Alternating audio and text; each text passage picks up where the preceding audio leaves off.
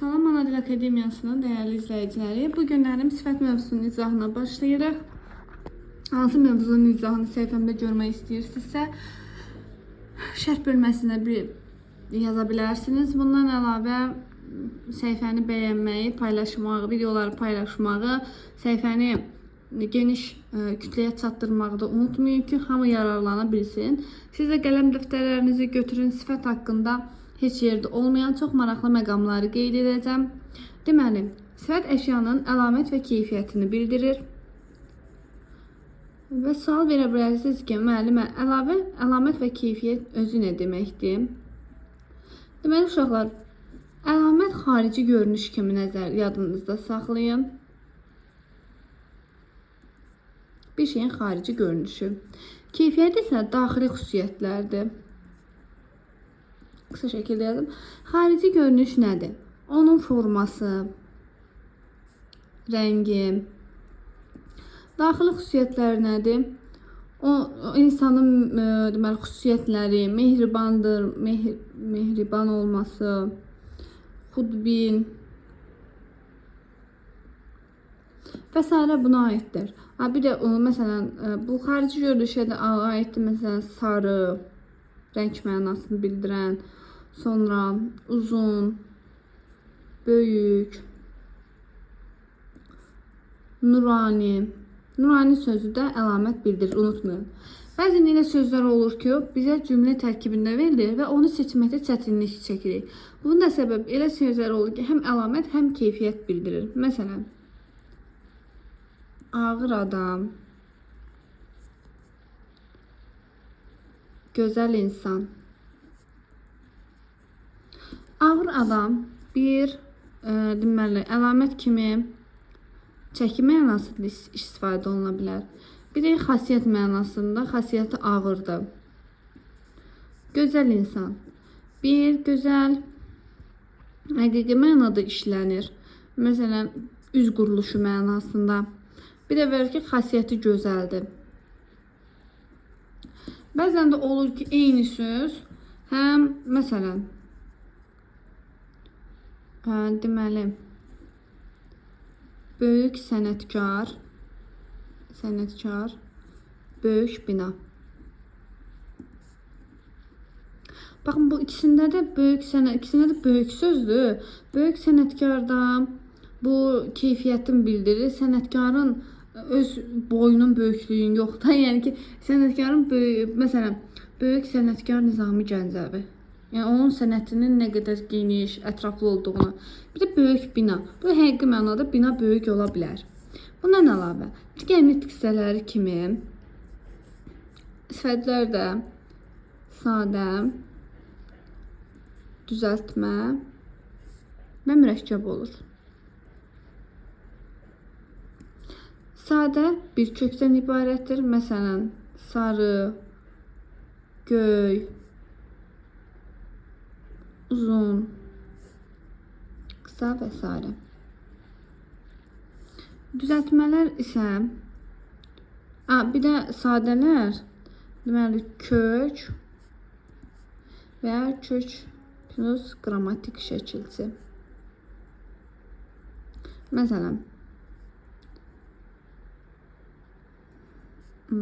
qrammatik şəkilçi ilə olan sarışın. Düzəltmələr isə iki yolla düzələ bilər, iki formada. Biri sifətdən feil düzəldən şəkilçilər. Biri də ki, adlardan sifət düzəldən şəkilçilər. Uşaqlar, deməli, mürəkkəbə keçmədən qabaq sizə şəkilçilər haqqında bəzi məlumatlar verəcəm. Yəni, yenə də şəkilçiləri əzbərləməlisiniz, başqa çarəsi yoxdur. Amma ki, sizə bəzi şəkilçilərin homonimliyi haqqında danışmaq istəyirəm. Məsələn, L4 variantlı, L4 variantlı, Ma2 variantlı, I4 variantlı, A2 variantlı şəkilçilər. Deməli, bir də onu qeyd edeyim ki, adlardan sifət düzəldən şəkilçilər çoxu isimlə homonimlik təşkil edir.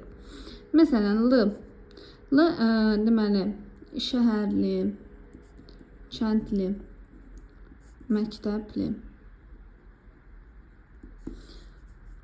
İnsan anlayışı bildirəndə isim, maraqlı, dadlı, sifətə qoşulanda isə sifət olur. Sonra lıq, yəni sadə sifətlərə dönülənib yenə sifət yaradır. Bir də onu qeyd edim ki, yəni bu sizi çaşdıra bilər. Məktəbli hətta bəzən düzəltmə sifət kimi də işlənə bilər. Məktəbli qız dərsə gəldi. Burada məktəbli sözü təyin rolunda çıxış eləsə də isimdir. Amma bura həm məktəblidir, həm kitəbsiz. Burada isə sifət mənasında işlənir. Lıq. Lıq əsasən hiss bildirəndə, məsələn, müəllimlik və ya qohumluq yaradanda atalıq, analıq və s. Burada isim olur. Amma illik, günlük və s. bu məqamlarda isə sifət kimi istifadə olunur. İllik plan. Sonra üç formada işlənir. 2 leksik, 1 qrammatik kimi. Qrammatik olanda, məsələn, vurma. Qrammatik inkar şəkilçisidir. Sifətin, feilin inkar şəkilçisi. Burada deməli, vurma. Burada vurğu əvvələ düşür. Amma vurma. Sonra bir dəqiqə. Qovurma. Qovurma, deməli, qovurma. Qovurmaqdan qovurma. Vurmadan vurma. Vurma saç. Burada sifət düzəldir. Qovurma. Qovurmaqdan qovurmada isim düzəldir. Sonra ıq. Uşaqlar, ıq haqqında sizə ayrıca bir qeyd deyim. Məsələn, ıq, aq, q, k şəklində olur hər ikisi. Məsələn, böyük, titrək, parlaq, böyüməkdən böyük, titrəməkdən titrək, parlamaqdan parlaq. Deməli, uşaqlar, burada nə bilirsən ki, bu k aqın k-sıdır, bu k ıqın k-sıdır və ya tərsinə. Bunu necə bilir? Baxın, heç bir qaydaya tez yoxdur. Bundan əvvəlki sözə baxırıq. Sözdəki bu samitdən əvvəlki sayda baxırıq. Bu qapalı saydısa ıqdır, açıq saydısa aqdır. Parlaqda da o qaydadır. Daha sonra nəyi qeyd edəcəm sizə uşaqlar? Deməli, mürəkkəb. Ondan başqa da məsələn bir də onu qeyd edeyim ki, yoxsul, yoxuş. Bu sözlər. Buradakı yoxsul, yoxuş. Sifət, düzəlmə. Yoxuş, isim.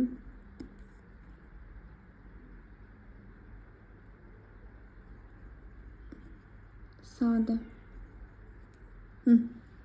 Burada yoxsul sözündə sifət düzəlmə, yoxuş sözündə isə isim sadədir. Deməli, yoxdan yoxuş yarana bilməz uşaqlar. Yoxuş sadə sözdür, amma yoxsul sul şəkilçisi var. Bir də məsələn, keş şəkilçisi. Keş həm isimli olur. Məsələn, azarkeş isimdir. Sonra zəhmətkeş sifətdir. Bundan əlavə sifətin dar şəkilçisi var. Bu da amonim təşkil edir isimlə. Evdar, radar, evdar. Sonra isim kimi yadıma düşmədi uşaqlar. İndi yadıma düşdü deyəcəm. Deməli, mürəkkəb. Mürəkkəb sifətlər. Mürəkkəb sifətlər. Mürəkkəb sifətlər bir neçə yolla yarana bilər.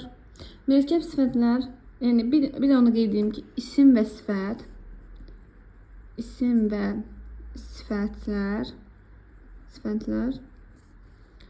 ayrı yazılan mürəkkəb forması yoxdur. Ya bitişik yazılır, İki formada olur. Bitişik ya da defislə. Deməli, bitişik yazılar bir sadə bir düzəltmə sözün, bir sadə və bir düzəltmə sözdən, məsələn, açıq ürəkli, qara gözlü və s. Burada əsasən isim və sifətin birləşməsidir. Sonra mənsubiyyət şəkilçisi ilə ürəyi açıq. Daha sonra A ba bitişdiriciləri ilə defislə yazılanlar, məsələn, eyni sözün təkrarı ilə yaşıl. Uşaqlar, bir də eyni sözün təkrarını yazılanda isim cəm şəkilçisində olur. Daha sonra xırda mırda, yəni bir söz ayrılıqda işləyənə bilməyən, bu şəkildə. Deməli, sifətin keçək ən əsas, ən belə, yəni lazım olan hissəsinə sifətin dərəcəsi. Hər bir nitq hissəsinin özünə məxsus funksiyası olduğu kimi, sifətin də dərəcə xüsusiyyəti var ki, bu sadəcə sifətə aiddir, heç bir nitq hissəsinə aid deyil. Hətta sifət isimləşəndə belə o dərəcə xüsusiyyətini saxlayır. Dərəcələr 3 yerə bölünür. Adi, azaltma, çoxaltma. Adi dərəcə heç bir uşaqlar, bir də şəkilçilərlə bağlı bir şey izah edəcəm. Yadımdayken onu da deyim. Bunu dərəcədən sonra keçəcəm ona. Üzrü sayı bayaq izah etməyi unutdum. Adi dərəcədə heç bir şəkilçi qəbul etmir. Yəni söz öz formasını olur. Məsələn, sarı, dünyəvi, qırmızı və s. Azaltma və çoxaltma dərəcəsi də adi dərəcə sifətin əsasında yaranır. Azaltma dərəcəsi sifətin adi dərəcədən az olduğunu bildirir. Çoxaltma dərəcəsi sifətin adi dərəcədən çox olduğunu bildirir.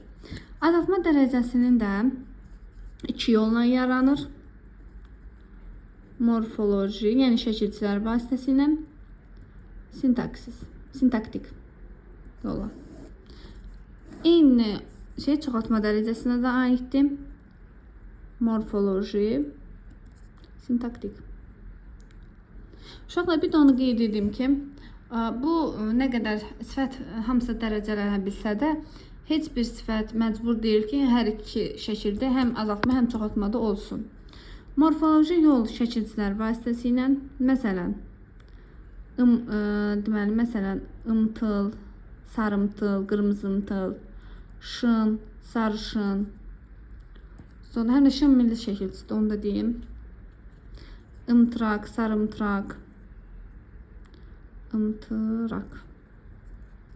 Sonra sul, göyüm, sov, göyüm, sov. Deməli, sintaksis yolu isə ala, açıq, təhər, kəm. Bunlardan kəm və təhər bitişik, ala, açıq, defislə, az isə ayrı yazılır. Çoxaltma, məsələn, ala, açıq, açıq rəng, açıq sarı, açıq qırmızı, sonra göyüm təhər, göy təhər, kəm şirin və s. Deməli, çoxaltma dərəcəsi morfoloji ilə yazılır ca, gödəkcə, ca ədatı ilə. Burada ca ədatdır. Gödəkcə, xırda, gödəkcə düzəltmə isimdir. Xırdaca, astaca və s. Daha sonra deməli, bunun haqqında bir şey də deyim uşaqlar sizə, baxın. Xırdaca, balaca, astaca. Xırdaca əslində belə baxanda balaca sadə sifətdir. Bu sözü həm, məsələn, buna əlavə bir dərəcə də artırılır. Balaca təhər və s. Xırdaca, xırdadan, xırdaca. Bu əslində ca ədatı ilə xırda sifətinin birləşməsindən yaranıb sadə sözdür. Astaca da astaca eşitmək. Burada astaca sözü zərfdir. Bir yaxlarında sifətlidir, müzürrü sayın. Astaca zərfdir. Bir də ki, m, p, r, s samitləri vasitəsilə. M, p, r, s samitləri, məsələn, bir sözdən, qırmızı sözünə, q hissəci, bu hissəni götürürük. Q, p-nı əlavə edib, qıp, qırmızı. Sapsarı, yamyaşıl, gömgöy və s. Dümmaq. Dümmaq, amma bu aid deyil. Amma deməli, onu izah edəcəm ayrıca. Bir dəqiqə o hissəsi qalsın. Sintaktik yolla. Düm hissəciyi, zil, tünd, ən, lap, daha, olduqca ədatı. Ədatları. Ən lap daha olduqca ədatları ilə ayrı yazılır. Düm bitişik yazılır. Tünd defislə yazılır. Zil də ayrı yazılır. Zil qara və s. Tünd qırmızı, tünd yaşıl defislə. Dümmaq, dümgöy, bitişik. Ən lap daha olduqca da bitişik. Ayrı üzürü sayın. Daha sonra isə çox gözəl qeydlər deyəcəm uşaqlar. Bunlar hələ ümumi məlumatlar idi. İndi isə o qeydləri yazıram. Bu qeydləri mütləq əzbərləyin. Dümmaq, dümdüz, dimdik, büsbütün. Deməli, dümağ sintaktik yolla yaranıb. Düm burada hissəcikdir. Dümdüz, dimdik, morfoloji yolla yaranıb. M-pırısı samitlər vasitəsilə. Büsbütün isə ümumiyyətlə zərfdir. Bir də bumbuz var. Bumbuz. Bu, deməli, çoxaltma dərəcəsində deyil, adi dərəcədədir. Çünki burada buz isimdir. Daha sonra belə bir qeydi də yadınızda saxlayın. Açıq aşkar, açıq aydın,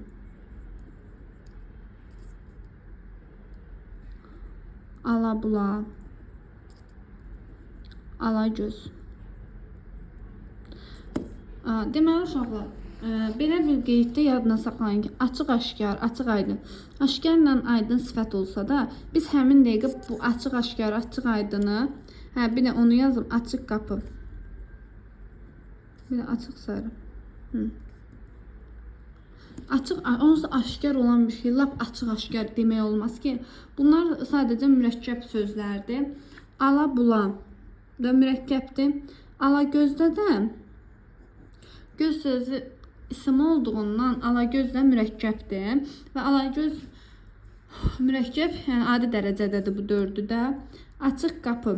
Burada qapı isminə aiddir. Burada açıq sadəcə adi dərəcədə olan sifətdir. Yəni burada birlikdə götürülsə də, yəni çoxaltma dərəcəsinin tərkib hissəsi kimi açıq hissəsi. Burada sadəcə açıq sözü ayrı götürülür və isim və həm də defislə yazılmır. Adi dərəcədə sifətdir. Açıq sarı isə bizim çoxaltma dərəcəsində olan azaltma dərəcəsində olan üzrü sayın. Azaltma dərəcəsində olan deməli sifətimizdir. Bundan əlavə uşaqlar nə qeyd edəcəydim? Deməli dərəcələr haqqında başqa nə qeyd edəcəm? Morfoloji, sintaktik, adi, morfoloji. Bir də onu qeyd edeyim uşaqlar. Elə şeylər var ki, sözlər. Onlar deməli həm bura şəkilçiləri yazacağam, həm də ki bu dərəcəyə aid hissəsini yazacağam. Elə sözlər var ki, onlar sadəcə adi dərəcədə olur. Digər dərəcələri çevirmək olmur. Sadəcə onsuz da az söz var ki, hər üç dərəcədə işlənsin. İki xüsusiyyəti var.